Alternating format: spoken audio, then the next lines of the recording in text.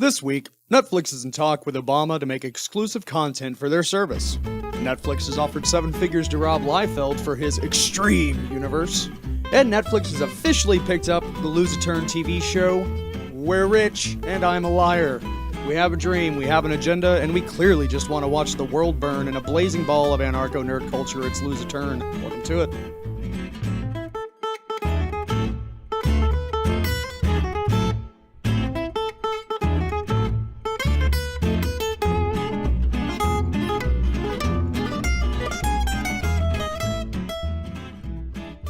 Greetings and salutations, I am your host, Chuck Mullins. Jack Mullins. And I'm Matt Herring. So before we get into what is clearly going to be a very Netflix-centric front half of the show, there's this Kickstarter that's been making its way around very slowly, I sadly have to admit. There's a gentleman who has developed this apparatus that shoots grappling hooks, not entirely unlike Spider-Man's web slingers.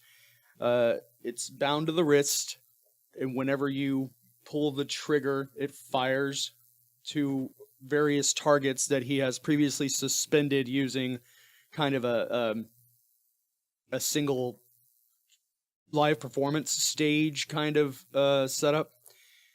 And he's able to release the grappling hook with the apparatus as well and continually fire and pretty much swing all the way across, various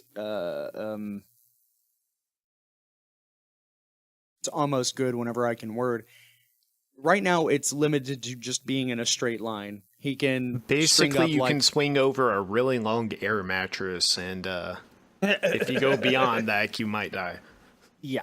Now, conceptually, the reason for this fundraiser, there's two things he's going for. A wider stage and the ability to make more advanced courses rather than the straight line, being able to, zig and zag and go side by side. And then the other use case is to put it all in a truck and travel the world. I don't know, again, maybe an airplane, I don't know. Travel the world and make it a traveling theme park experience type thing. He is asking, first off, I really recommend you go to the Kickstarter and at least watch the video. It's worth it just to see it. It's ridiculous, just as ridiculous as it sounds.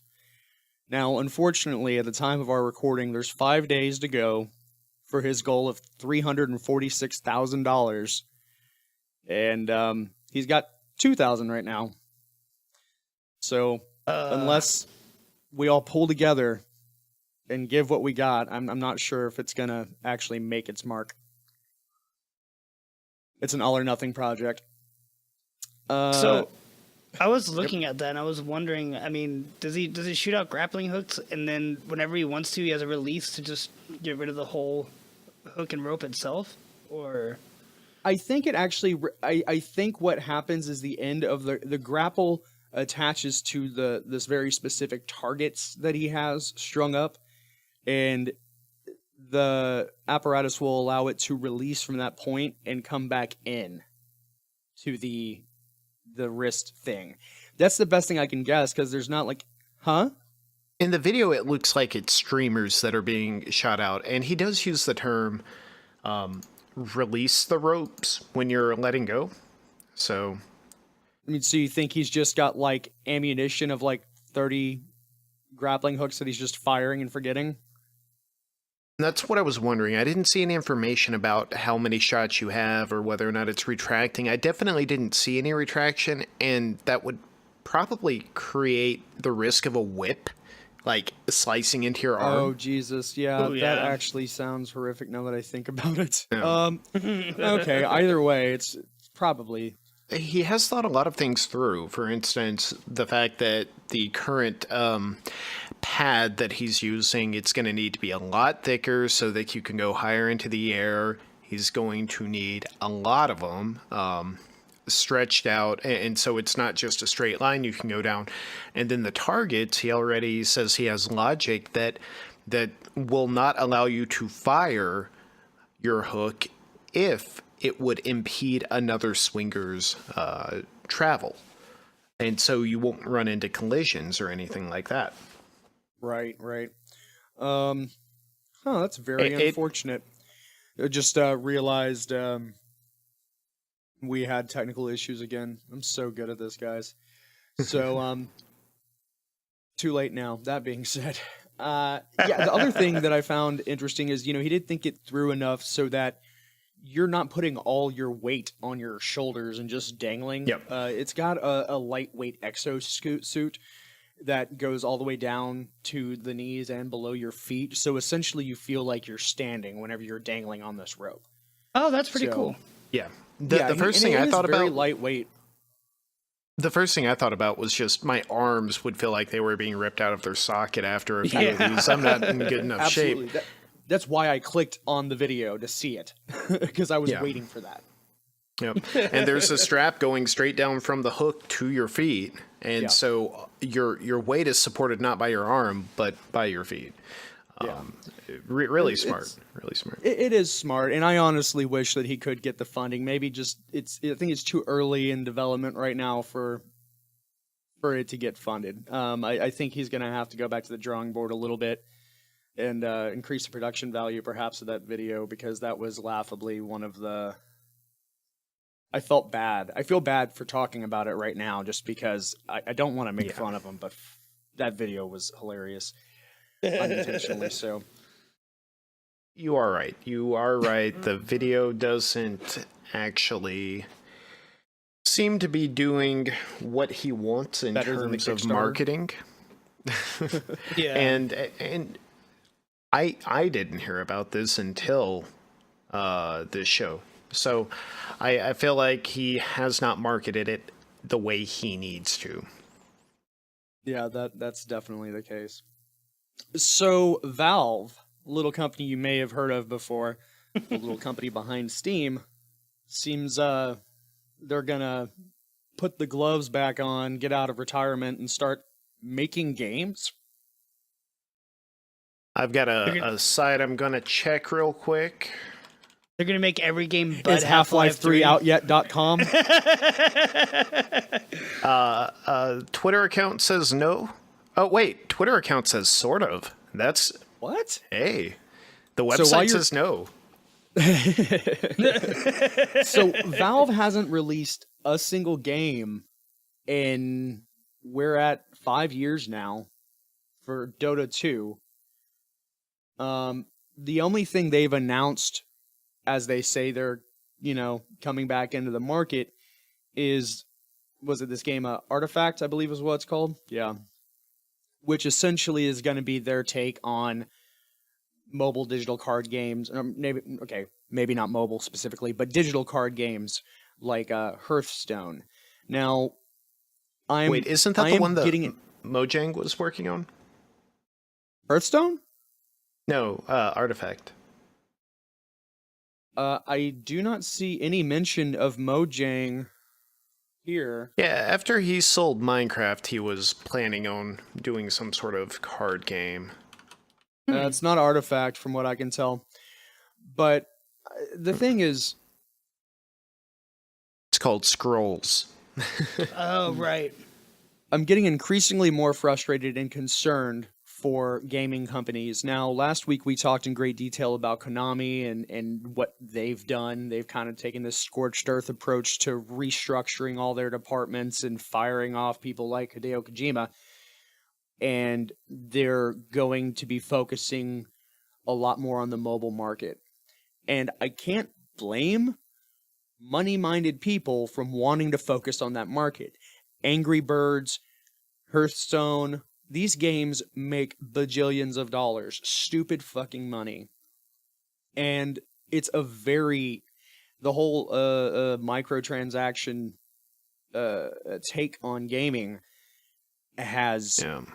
It'd be stupid not to dip your toe into that pool if you have the means to. Right. But we're seeing gaming companies that are restructuring themselves and focusing exclusively on trying to get this money. This seems like a cash grab to me by saying, okay, we're back into making games. We're going to do a digital card game.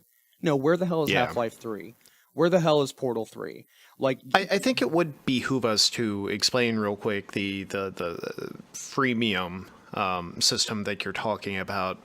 Basically, these free games that have microtransactions are propped up by 1% of players that are very, very rich and don't mind spending $10 to $20 to $100,000 on the game. And there have been a lot of Reddit AMAs where you can talk to previous employees of these game companies, where they say, yeah, if you spent $100, $200 on this game, you don't even matter to us in terms of our budget. Yeah, yeah, absolutely. There's this last week whenever I was doing some research, there's this dude in the UK who's spending, I think, an equivalent of like $5 to $7 grand on Clash of Clans. Sure, monthly? definitely. I've talked $7 to grand? I've talked to some of the whales that played like Final Fantasy Brave Exvius, and what they have to say is basically, I could go out every weekend and spend $1,000 to $5,000 to get a room with some friends and a few bottles of alcohol, or I could just spend my weekend playing this game. I enjoy the game. I'll kick all that money. I don't mind throwing $20,000 at this game every month. It must be must nice. be fucking nice. People with way too much money. But they just make that their hobby instead of going out to a bar where they'd be spending the same amount of money. And it's crazy. And hats off to them for not being complete lushes or, mass murdering dickheads. I mean, true. Yeah, I don't want to supporting the game you like to play. Yeah, but it's really hard to wrap your mind around that much money going to just, I don't know, like I'd choose a different game. I'd be like, man, yeah, I love Sudoku. I'm going to spend 3 pencils of lead on Sudoku a weekend, and I'm going crazy. I cannot wrap my mind around spending that much money on. I mean, I have the worst I've gotten is Smite. Definitely Smite. I have 3 or 4 Smite accounts. I have 3 or 4 God packs. And, same here. I have certain skins that I'm like, oh man, I mean, if I'm going to chase skins and stuff that are like one-time limited options. And so they, for those who aren't familiar with Smite, it's a mobile online battle arena game akin to like Dota 2 and League of Legends, but it's a third-person over-the-shoulder perspective. But I don't want to drone on too much about it, but this last update for Season 5, they released a skin for a god named Thanatos that harkens back to one of the most limited and sought-after skins in the entire game. And the only way to get it is to go through all these other steps of buying chests and sequentially earning more and more goals along the way, or whatever. In short, it turns out that I think the cost to get this skin is about $7,000 is how much you need to spend to buy all the way up to it. And it's which skin was it? It's the new skin for Thanatos, and it harkens back to that one where he had the evolutions. Oh yeah. Yeah, so it's like his second form of that or something. It's crazy. It's really beautiful looking, and the voice is wonderful and all, but literally they're kind of spitting in your face. They're like, yeah, if you want this skin, it's going to be $7 grand.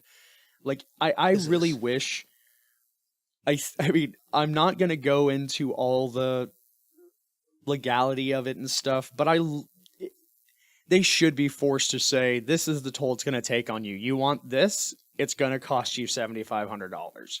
I think all these games should at least, like, for one weekend out of the year, be forced to admit the total cost of whatever chase item it is that's listed on their app. So actually, very recently, Apple forced all of the apps in their store to do that by publishing the percentage chance you have to get a certain thing. See, if now you that don't is do brilliant. that, you can't. Yeah. That skirts some, because there's a lot of talks going on about loot boxes and percentage of getting stuff and how it is essentially gambling. So I think that at least listing the percentages of that all out up front, it probably is going to skip ahead of some upcoming regulations that may be put into place. So it's pretty brilliant. Yeah. I'm sorry for all the facial expressions I'm making. I just got a shoulder full of like 10 different claws. It was terrible. It's cool. It gave me thumbnails, so. It's CatCast, man. What are you going to do? So, yeah, that's right. Valve's back. So, moving on, because we're never going to see Half-Life 3 or Portal 3. South by Southwest got a secret premiere of Ready Player One. Have you guys read up on this at all? I have not. So, unfortunately, during the first screening, a couple moments into the showing, it went completely silent. And they lost audio. And a few moments after that, the whole screen froze. So they go ahead and try again. Okay, sorry, we gotta fix it. Let's replay it. And they go back. Happens again. Sound cuts out, video freezes. Everyone is just a nervous wreck. Finally, they were able to get it to play. And they were able to play it all the way through without any further interruption. As soon as it's over, the whole crowd stands up, starts clapping and cheering. They had a standing ovation for a sci-fi film at South by Southwest. That's kind of unheard of. People don't normally stand up and start clapping at the end of a film. Steven Spielberg walks up onto the stage and says, "This has been the most anxious event of my entire life." I think I'm paraphrasing there. The direct quote was something about like, "This is the closest I've ever been to a heart attack," or something. Wow. Yeah, the greatest anxiety attack he's ever had is what he said. Because he was just... can you imagine the low and high of being Spielberg and watching that happen at South by, and then also getting the results of a standing crowd like just clapping and cheering for the movie? Dude, that's just insane. I want to deconstruct this for a minute. Mm-hmm. That's great. I'm glad to hear there was a standing ovation. It bodes well for the movie. Also, could you have a more target demographic and perfect audience for that to happen with? It is the lowest risk audience he could have had for this movie. Right. Now, this imagine isn't Canes. I mean, yeah, you have a point there. And to be... Now imagine taking this and showing it at immediately after Black Panther or something like that. Which I say that because during Black Panther there were reports of movie theaters that were completely silent and just like, oh, stupid white people, for the Ready Player One preview. Oh. And I've heard people actually mention this. It's there's an incredible demographic shift that happened for that movie, and that's phenomenal. But I would like, if I got a standing ovation from Ready Player One out of that crowd, then I would be stoked. Fair enough, and there are mixed reviews, so it's generally trending towards the very highly like positive. For the most part, there are definitely skeptics and people out there, and you know, various sites saying, nah, it's too fan servicey, not enough meat on them bones. So, and we'll see for ourselves. It's coming out at the end of this month. Though, when you brought up Black Panther, I was going to bring this up on a previous episode. There was one really unfortunate theater that, of course, it's a packed house. I mean, Black Panther's done beyond phenomenal. Yeah. So in the middle of a packed house, they go ahead and start the film. The previews are over with, and then they start airing the sequel to 50 Shades of Grey. They had a riot on their hands. I don't know, they went for like 5 minutes before they were able to like cut off the film and try to start fixing it. So there was a very, very there was a little bit of laughter at first, like what the hell's happening, but it immediately like snowballed into chaos. Jesus. I would have loved to have been there. Right? The exact opposite movie of what you're expecting. The exact opposite movie. I guess pretty much. So not to cause too much anxiety, but right now, chances are Ryan Reynolds is currently being filmed somewhere in this world. Our petitions have taken hold? Is that what I'm hearing here? So they've decided to recast Deadpool with Ryan Reynolds. I don't know if you've heard about this or not. You mean Kitty Pryde with Ryan Reynolds, correct? I mean Ellen with That Ryan too. Reynolds. That too. No, it turns out that Deadpool 2, which is coming out in May, kind of tested poorly during some of its screeners, and as such, it's going through some reshoots. Now, that's not entirely uncommon. That's the reason you have test screenings and stuff like this. Unfortunately, it's getting super friggin' close to release date. I mean, we're recording this March 12th. I was really alarmed because I was looking over my glass at the bottom of my computer screen and realized that the battery on my desktop was about to die. It's plugged into a wall. It's a desktop. I do not know what's wrong with me. So, but, I mean, Josh Brolin doesn't seem to be anxious about it at all. He's like, these things happen, and, you know, it just gives us an opportunity to make the film even better, and just hanging out with good people making good films. It's fun. So, I mean, hopefully that's genuinely how he feels. You very likely just need to rearrange a few scenes and fix the pacing at certain intervals to take it from. So it's one of two things. It's one of two things. I guarantee you this. Either A, which is, of course, the true answer, even if the second one is true. Who can blame him? Josh Brolin just wants to spend more time with Ryan Reynolds. Am I right? Fellas? Ladies? B, they're probably trying to cut out a bit more of Cable. I am so worried about Cable being personified in live action. I mean, Jack, I know you're very familiar with A, Rob Liefeld and his work, and B, Cable. But Matt, are you a Marvel X-Men comics guy? I love Marvel. I love X-Men. I am not necessarily a comics guy. Okay, I would have been if they were more readily available Cable online like manga is, but... Yeah. No, you can get your Marvel digital subscription. Marvel, sponsor us. So, I just looking at the images of Cable, they don't sit right with me. But then again, looking at the artwork for Cable throughout the years, that doesn't sit right with me either. They just sit incorrectly with me on two different levels. I'm honestly worried. But the thing is that they're already so pumped up about Cable being in that they've already started working on the X-Force film, which is, you know, Deadpool and Cable. So I don't think he's going to go anywhere. I don't even know who is this actor playing Cable? I feel like I should know this.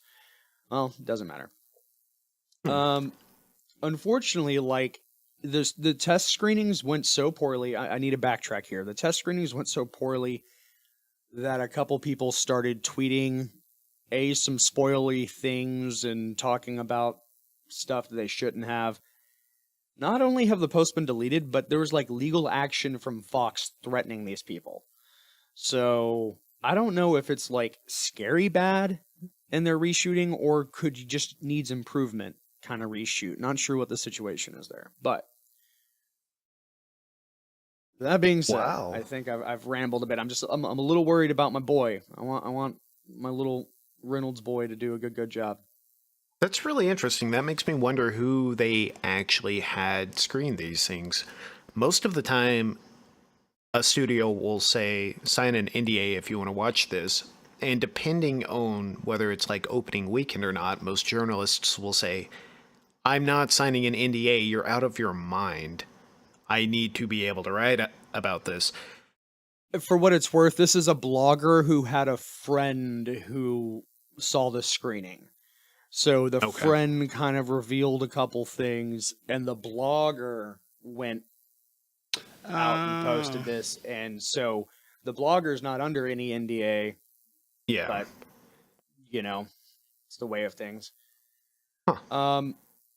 But speaking of Liefeld again, Netflix has offered him 7 figures for adapting his Extreme universe. Those not super familiar with Liefeld's work, yes, he was the creator of Deadpool and the creator of Cable in the New Mutants comic whenever he was doing that series. And then shortly thereafter, I want to say in the early 90s, he and Todd McFarlane and Jim Lee and several of the really high up artists and writers of Marvel and DC at the time left to create their own line of creator-owned comics, where each person got to just make what they wanted and got to create the characters they wanted and tell those stories. And that was Image Comics, which is definitely most famous for Spawn and the Wildcats, I think would probably be the 2 big titles that came from that. Wildcats. I said Wildcats. I said it twice. Yeah, you did.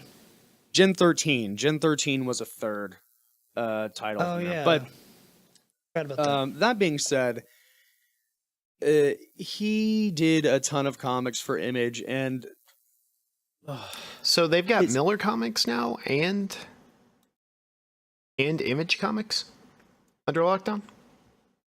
oh, wait, is it Miller or Millar? Millar. We're dealing with, it's Millar's properties. Yeah, I guess I forgot about that. You're right. Wait, is it Mark Miller or Mark Millar that is on Netflix? Millar.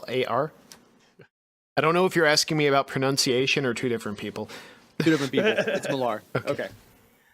And I'm probably pronouncing his name incorrectly. I'm an idiot. So right now, there's not too much information about it, but they have gone ahead and optioned the rights to the Extreme Universe characters. This doesn't include the characters from, was it Blood? Youngblood. It's not the Youngblood characters, which would probably be like his second most well-known property that he worked on with Image. These are Brigade, Bloodstrike, Rejects, Sybrid, Kaboom, and Bloodwolf. These there's upwards of 30, 40 characters in this whole universe, but those are the big names to come from it. I don't know many of these people. Now, granted, I don't know everything and I'm a complete idiot, but 7 figures for these. Was there a huge following that I was unaware of? Not that I know of. I don't. Yeah, I have. Oh no, there's a Youngblood film script. Okay, can't go there. I feel like Liefeld's gonna have a lot of trouble trying to cast his characters because there's not a lot of people on this earth without feet or tiny feet.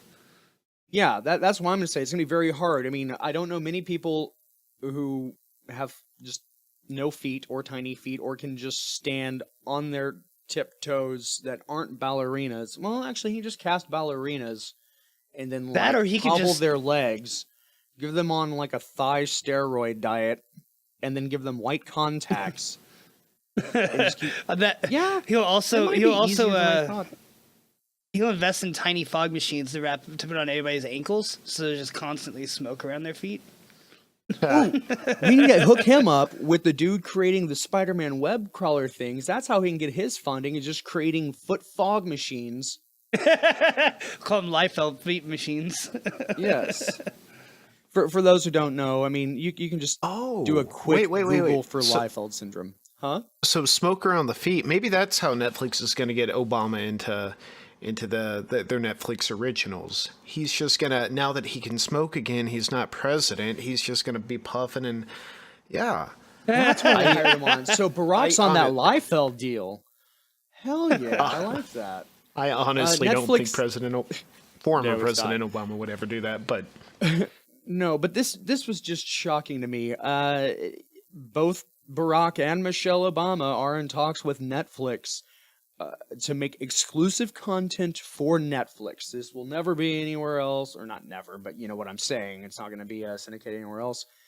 And there's no talk about what it's going to be, how much they're going to pay him, but essentially it's probably going to be some sort of series focusing on victories and heroes and good people doing good things around the world. Well, they gotta replace House of Cards somehow.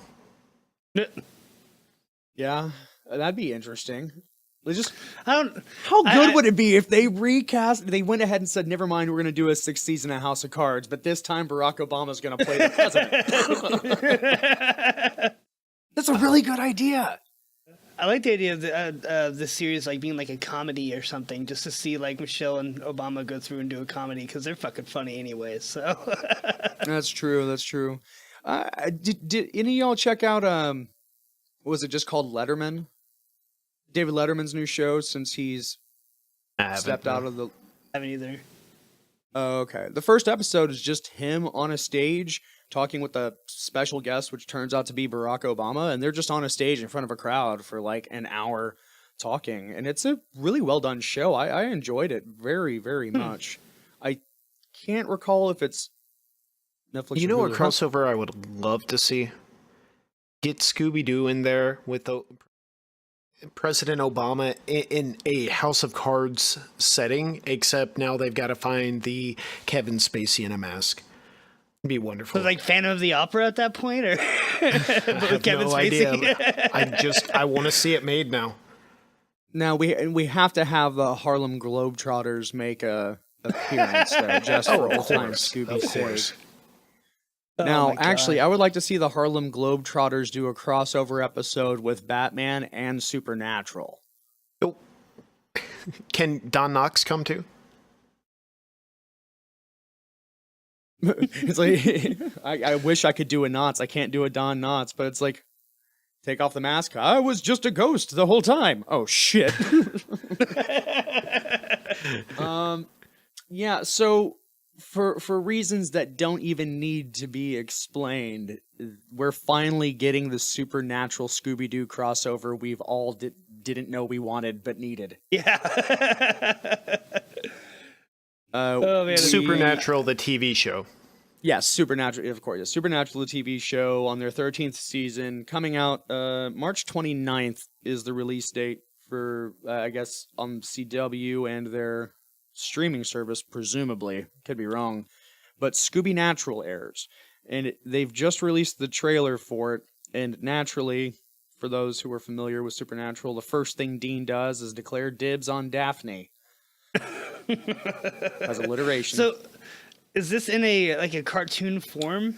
Yes, it's animated, and not only that, but Dean is like a huge fan of Scooby Doo, and his fan knowledge becomes very important as he realizes that he's in this specific episode of Scooby Doo. A night of fright is no delight, which was a 70s episode, and so he has like all this extra knowledge, meta knowledge that he's bringing into living this animated episode. And now they've announced that it's going to be like an incredibly dark episode, and cool. They can do really sad and dark pretty damn well. So I'm not sure how they're going to do that with the Scooby-Doo crossover. I'm not sure if it's called for. I'm intrigued, to say the least. Absolutely. That sounds awesome. I am too, but I have dibs on Daphne. If there are any complaints, him and I we can smash for it. And of course, I'm talking about Super Smash Bros. Yeah.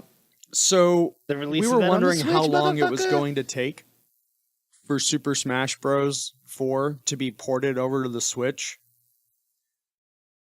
I'm not sure that we're going to get a port of Super Smash Bros. 4 on the Switch. Absolutely not a port. The logo's different. Yep, Donkey Smash told me 5 has been announced, and despite... According to Donkey. Is it it's not legitimately Smash 5, is it? It's Smash 5, dude. Masahiro Sakurai said, okay, I'm going to go ahead and get back to it. Even despite all of his announcements of it of hurts, not doing it again. Too much work. I can't do this anymore. He has announced he's back. Wow. Shit. Okay, so this isn't just a port. I was being facetious quoting Donkey, but... No, when you watch the trailer, the little sneak trailer that Nintendo released, I think it was on Thursday. Had like Splatoon. It starts off with a bunch of Splatoons. Yeah, and I was shocked. I was like, I personally... It wouldn't be the first time they added a completely random and completely new character to the game. Yeah, I mean, I thought they were just going to add another character to the same old game or something, so... I didn't even expect them to do that. So whenever I saw that, I was like, this makes no sense. But maybe that's what they're going to do. But no, it is an entire new entry. It's Smash 5. Wow. Fuck Awesome. yeah. Now, 'cause, they're only like at the you stage said, where I they've thought revealed it, and now it's just, we're going to be quiet and silent. Now, I've seen videos of, there's one still image throughout the reveal that's all the silhouettes in front of the flaming Smash logo. And so there are videos out there of people analyzing and juxtaposing character sprites over each shadow to try to figure out what all characters are out there and theories of what new characters are going to be there. But none of them I found too shocking. Nothing new yet has been detected. So I think it's just time to sit and wait with bated breath. I'm just kind of floored that he's back in it and doing it again. Yeah, because like I said, I thought he was totally done. Like he said, he was done with it after 4. So, I mean, it's not unlike him. I mean, he created Kirby for HAL Laboratories and walked up and got away from it after, I think, Kirby's Dream World or the 3rd or 4th entry, saying, like, I created a fun character in a fun game, but I want to do more and do different. Quit just trying to suck the life out of that game by recreating it over and over again. He loves the new adventure kind of thing. And he's announced just how detrimental to his mental and social and physical health working on Smash 4 was. I'm shocked that he's coming back, but he tweeted it, he's announced it, he's on it. That's what he's doing. That's where we're at. that's awesome. I'm so stoked now. I wonder if there's any chance we'll actually see Gino in this one from Mario RPG. Gino. Oh, from RPG. Yeah, I don't remember haven't played Gino. Mario RPG since, like, it came out. First, y'all need to. Oh, yeah, okay. Second, he's kind of the pivotal character. I do need to replay it. Oh It's yeah, such a okay. good game.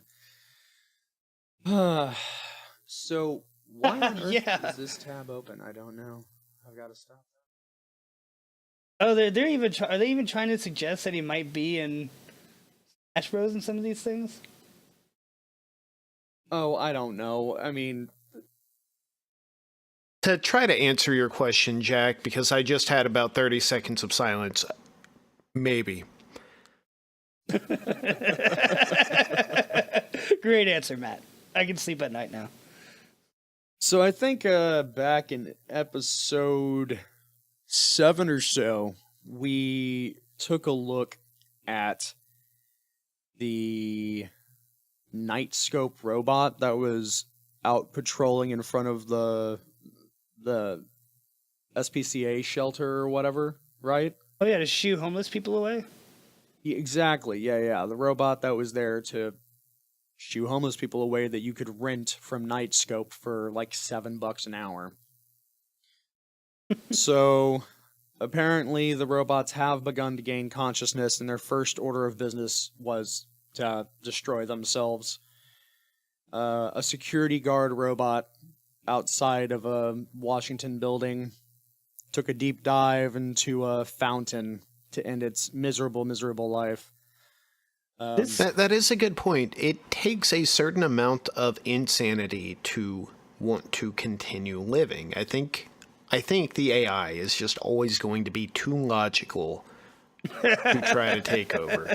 You're absolutely right. This is miserable. Chuck, you should be I don't very wanna happy be. about this. You know, the robots will just take themselves down at that point. You know, it's exactly... You have nothing to worry about. Your fear of the robot uprising. So, a robot security guard killed himself. How? Yes. To which passerby tweeted, "Our building got a security robot. It drowned itself. We were promised flying cars. Instead, we got suicidal robots." Another tweet. "It's okay, security robot. It's a stressful job. We've all been there." Oh, that's gorgeous. I love it. Wow.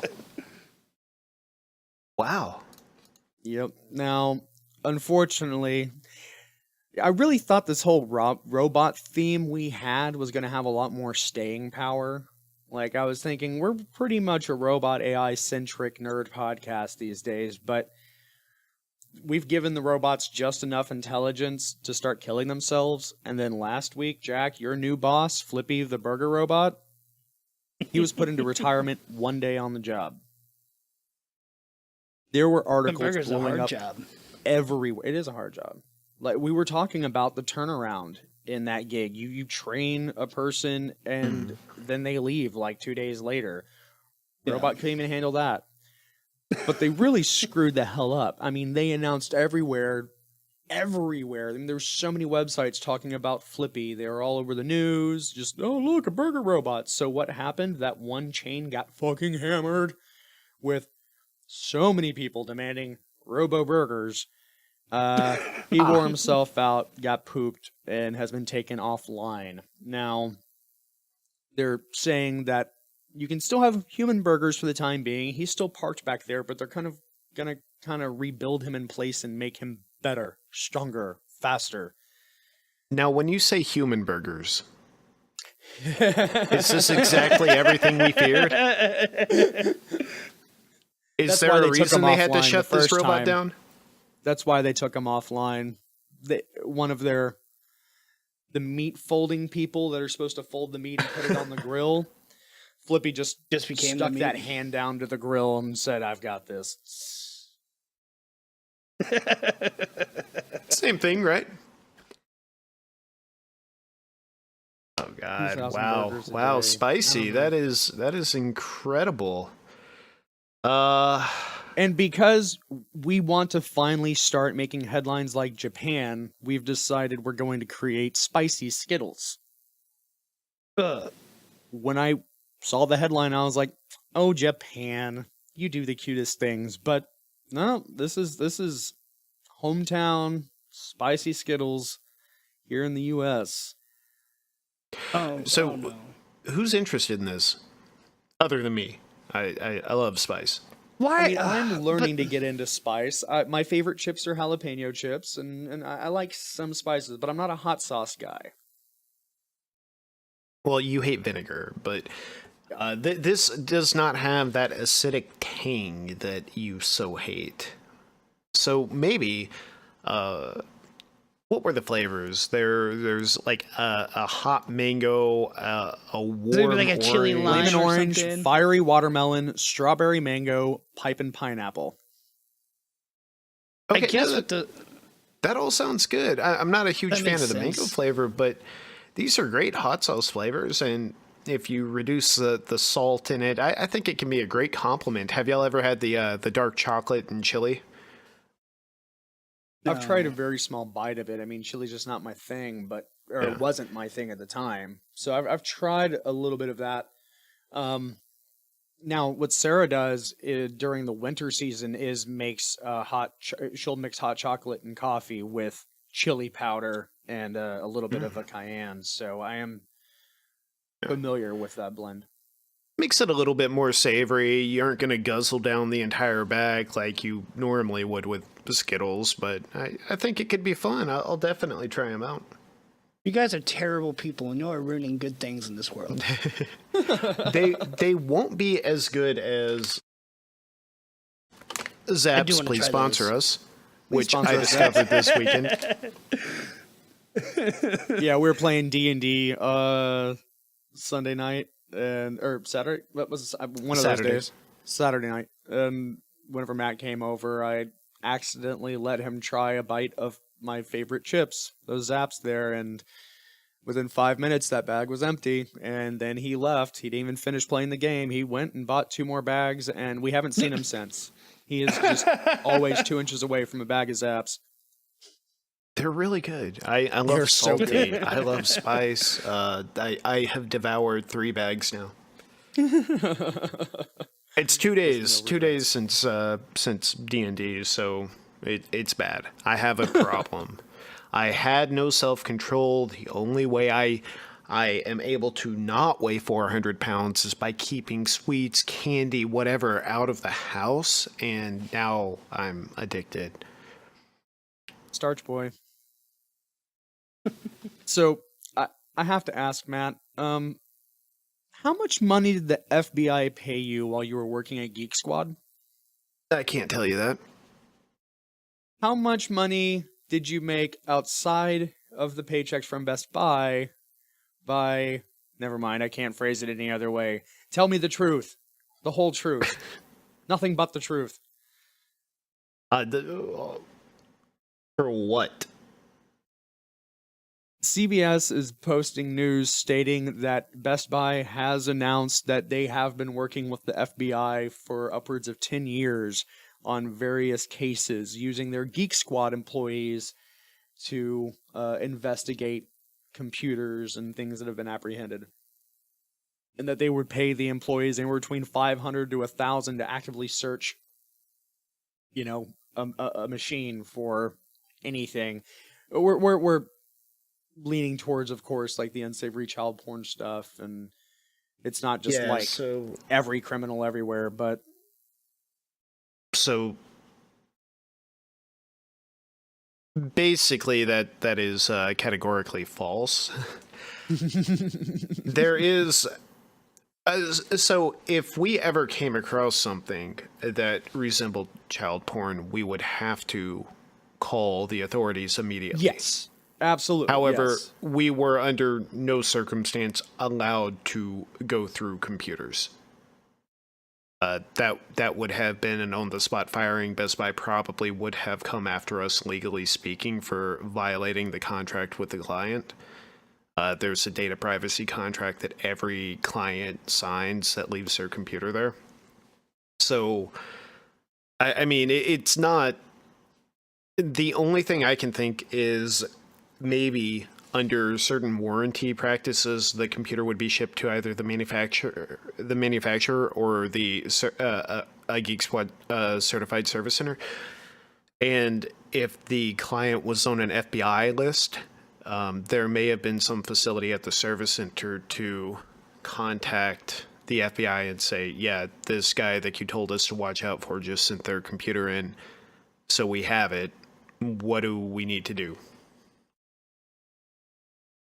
So the Freedom of Information Act, there was a And FOIA request that allegedly returned the following. Best Buy has been working with the FBI for at least 10 years. A memo acquired in the lawsuit showed that Best Buy hosted a meeting and a tour of their Kentucky repair facility for the FBI's Cyber Working Group in 2008. The memo also admitted that agents maintained close liaison with the Geek Squad's management in an effort to glean case initiations and to support the division's computer intrusion and cybercrime programs. How much did you get paid, Matt? So, yes, Louisville, Kentucky is the Geek Squad City Service Center. And it is called Geek Squad City. Oh. So whatever's going on there would be completely separate. Okay, well, I didn't know that. That makes a bit more sense now. Yeah. We've got a couple more things we can talk about here. Or do we want to go ahead and go directly into the Stranger Than Fiction, guys? What are you feeling? And I feel like I hate people that smell like axe and cigarettes. Can I get some justice? You sure can. You sure can. And in the form of what used to be a vehicle. Gentleman in Maryland decided to get himself all purdied up, sprayed himself down with some axe, then lit a cigarette, and his car blew the hell up. Wasn't a subtle little thing either. Just the How much fucking Axe did you have to spray? all of it. Them has at Every least fucking Axe. open a goddamn window. Like, It's fuck. Axe. The people who use Axe use all of it.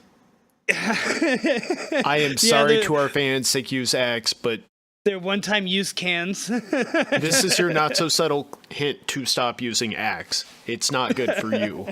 It was described as a sudden and violent expansion of air molecules. It I hope pushed we the got roof like. up, shattered the front window, blew the doors open. Just kaboom. I wish I knew which scent it was, because a lot of the names of those scents would be so suiting to like the car blowing up, like Phoenix is one, or Boom they have a car. lot of. It's a really weird name, but So it does sound like the universe just, delivered some karmic payback, and that truth really is stranger than fiction. Now you may go, Chuck. thank you for that. Well done. It's Okay, not gentlemen, well done at all. who would like to go first? Which one of you shall volunteer as tribute? You got me. You? You got me. Yeah. All right. Matt. The name is Matt for our audio listeners. Matt, Angry Birds Space was the first game to hold its launch event from space. False. True. So it's going to be one of those. How do you define space? Stop. How do you define space? Are you How talking do about you- past the Kármán line, which most scientific people define space, or are you just talking about 10 feet off the ground? I'm calling Oh. bullshit. So much bullshit. They did not do it from beyond the Kármán line.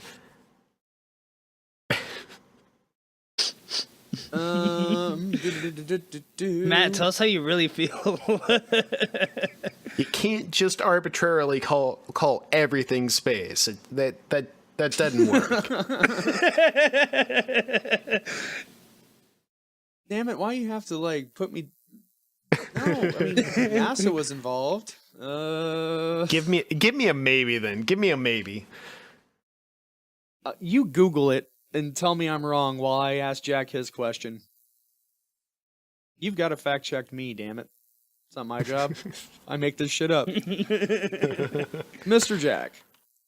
In Grand Theft Auto San Andreas for the Android and iOS, provided you connect your app to your Facebook account, if you receive a Candy Crush invite while playing, your character will immediately enter a rampage mode with a candy bazooka.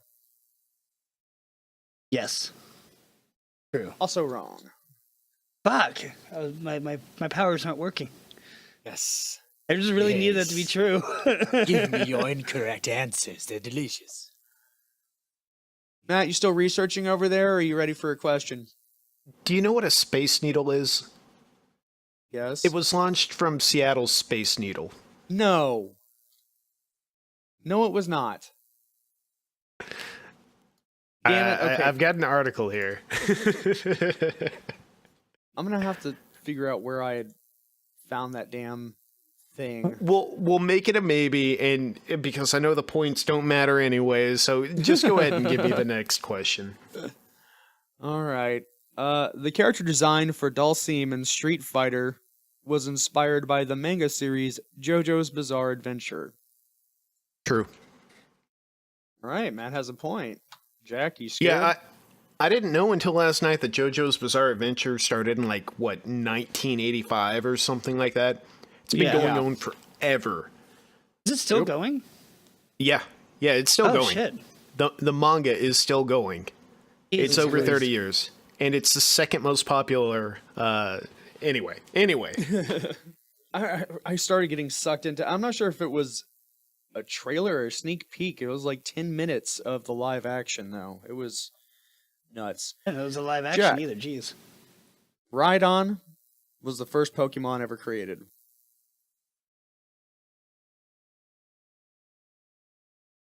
False. wrong. It's true. You are so wrong. You have lost all your powers. I love this. Right on? Yes, sir. Right on. Right on. Oh, God. Kill me. So, Matt. Matt. Let's see Yes, here. Matt Damon refused to appear in the recent Bourne conspiracy game because he thought it was too violent.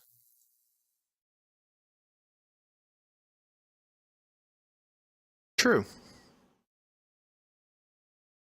Uh-oh, Matt's got 2 points. Jack, for 2 points.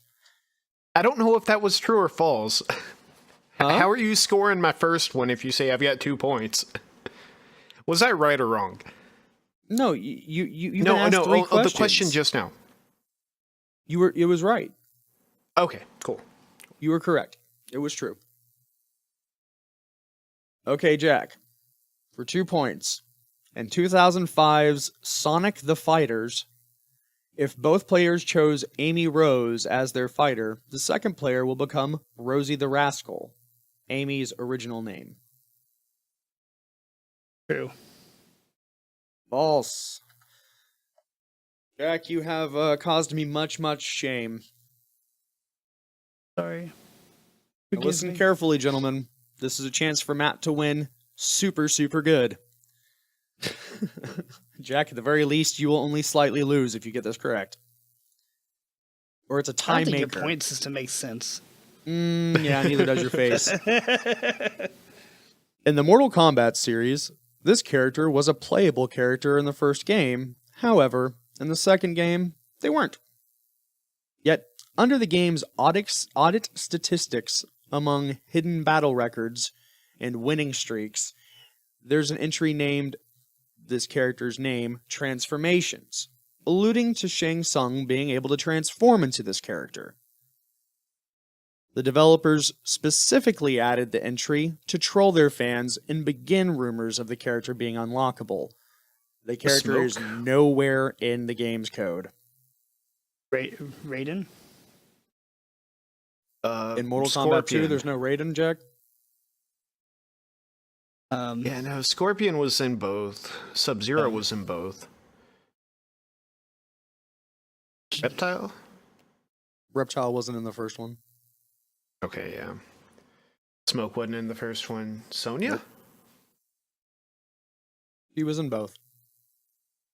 What about fucking? It's the Oh, guy what's his with the name? metal eye thing. Oh fuck! I know his name. It's gonna piss. More letters in it. You're close. The last letter is O. The second letter is A. Come on, you guys. You're killing me here. I know we're really bad at this part of the game. You know this. Checking. You're Googling it. You're admitting to Googling it. The third letter is N. You have 26 guesses. Oh wait, that's fucking Kano. Kano? Huh. All right, Jack. You failed the tie. I didn't even Google it. Didn't need to Google it after I gave you 3 letters? Yeah. You know, I thought it was him from the very beginning, but I could not remember his name, so I started going through a different list in my head.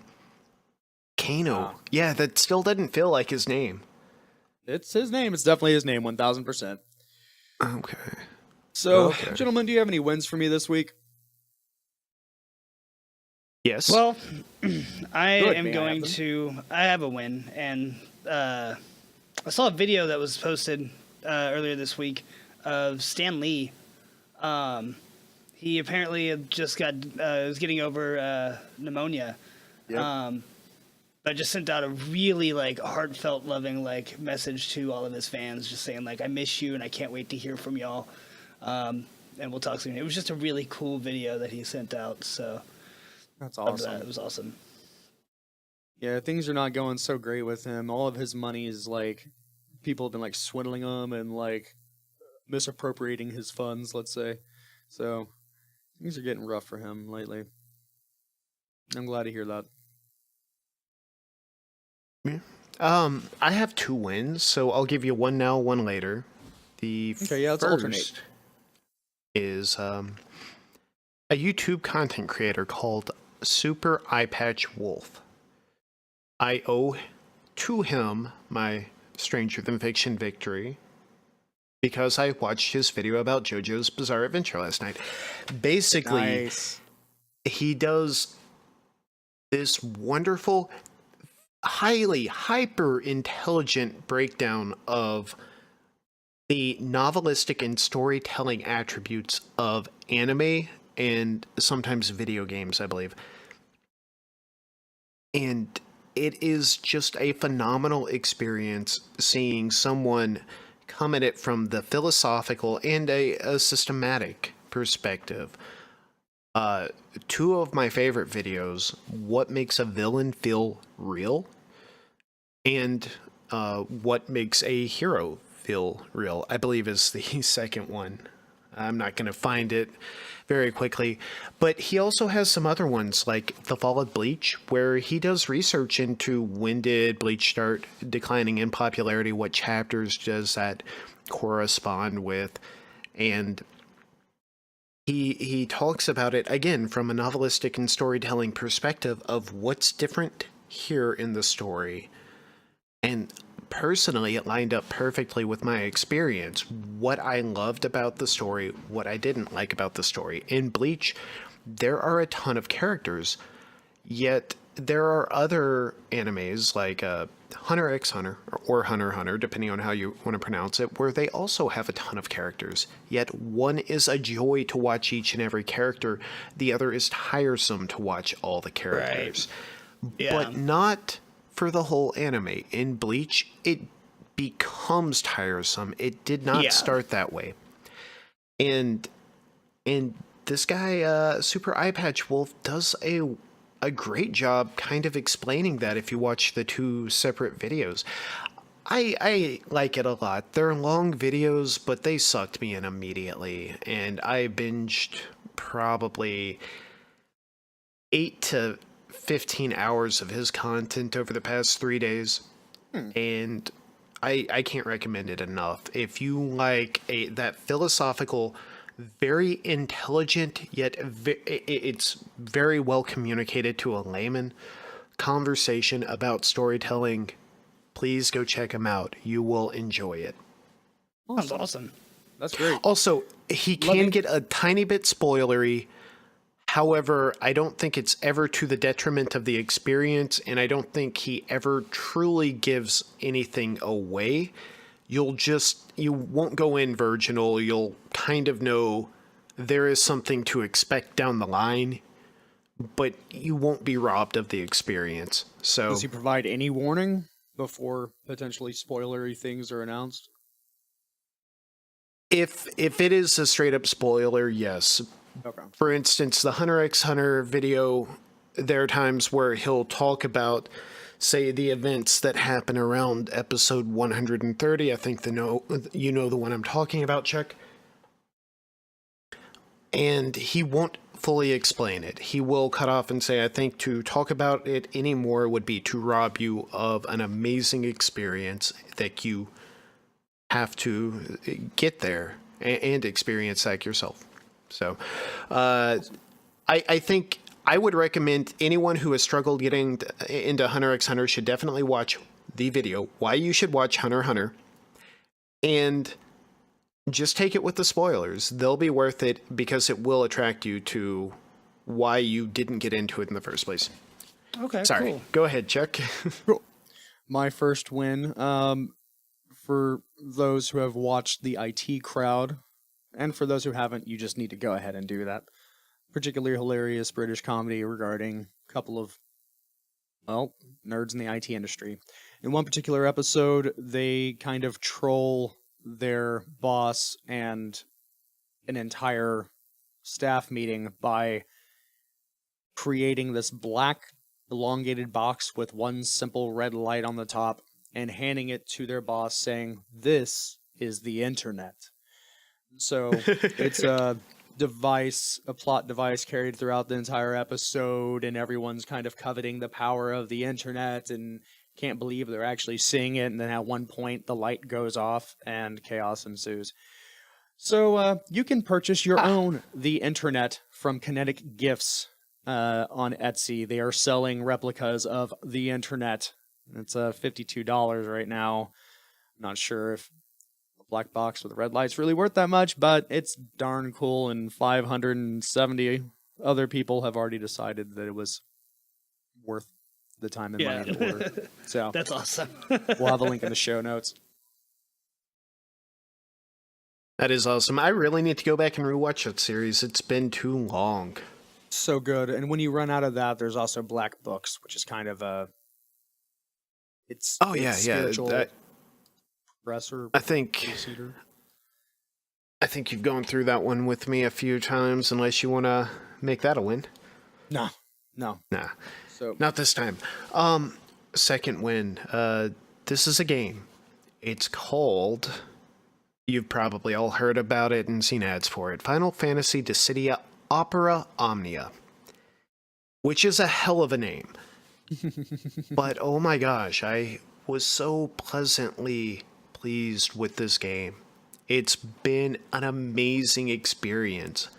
It is an almost standard Final Fantasy mobile game, which I don't mean to suggest it's like a Final Fantasy game ported to mobile. I mean, it's like Final Fantasy Brave Exvius or Final Fantasy Mobius. But there is something so simple and sweet about the entire experience. The music is amazing. The characters, the models are awkward, yet also cute and endearing. The story has its flaws, but it is fun, and you feel like this is the story that you've kind of wanted to see all along throughout all the Final Fantasies you may have played. And the combat, the music and the combat are what really bring me to this game. This music is amazing. Chuck, have you checked it out yet? Yes, I have, and I was staying up way too late last night, trying to grind through the intro chapters. The approach to combat is so unique. I really, really think it's a brilliantly thought out battle system, and the music, like you said, is absolutely phenomenal. It's so damn good. The combat is one of the best experiences I've ever had. Simple in its rules, yet so complex in its execution. Much like the game of Go in a lot of ways, which it seems so simple, but there's so much you can do with it. And basically you have just HP and Brave. Brave is your attack power, HP is your life. If your HP drops to 0, you're dead. To get Brave, you have to attack the enemy and take their Brave from them. If you're out of Brave, they can break you, which gives them a major Brave bonus, which means they can do a lot more HP damage to you. And it's an interesting binary combat system in which you can't just all the other mobile. Well, okay, I'm not going to say all the other mobile, but the majority of the other Final Fantasy games tend to get tedious in their combat structure. This, you really have to think every decision through, and there are 2 focuses, and you have to go back and forth at the right time, or you could just ruin everything if you get lazy. Absolutely. If you bring a level 1 character into a battle with a group of level 50s, every decision you make with that character matters and will have an effect on the outcome of the battle. Even if they aren't doing much damage, you can easily get yourself killed with one wrong move, and you will see what happened afterwards and realize, oh, that was a serious mistake, and I should have seen that coming. But there's just it seems so binary and so limited, but there's so much to the execution that it is fun. I would almost say it could get tedious, but they have a great auto mode that you can use on battles that aren't going to require skill or thought. And so the last thing I'll say about it is the co-op mode. I got a chance to play co-op with a friend last night, and that was a blast. It was fun. Each player controls a different character, and you just go back and forth through the battle, and you try to talk through the strategy. Oh, should I do this time? And you get to see completely different playstyles in what seems like such a simple combat system. Please go check that game out. If you are a Final Fantasy fan at all, You'll be delighted by the music, even if you, for some reason, hate the combat. But I think most of us enjoy a methodical combat system that is what drew us to a turn-based combat system in the first place. Yeah, I just downloaded it before the show, so I can't wait to get off this and fucking play it, try it out. Yeah, it's a blast. It definitely is. So there's a new hashtag kind of phenomenon going on over Twitter right now, known as hashtag rate a species. The Oregon Zoo last week, the social media lead of the Oregon Zoo, that is, put up a tweet. It's a picture of an otter, and the tweet has 4 giant gold stars and says, "First impressions. Overall, very good first impressions. Sturdy built, totally winter ready, and waterproof. Only comes in brown, but that's actually a plus for me." Reviewing the otter. And it kind of blew up into where her and coworkers started tweeting all day, giving Amazon reviews to entire species of animals, and a ton of other, animal societies and zoos have chimed in, and it's now just a huge thing. There's one with an owl, another 4 stars, reading, "You won't be disappointed. This stylish little unit is amazing. Sound quality, A+. No distortion at full volume, but the bass is a little weak. Top rotates, which is a plus."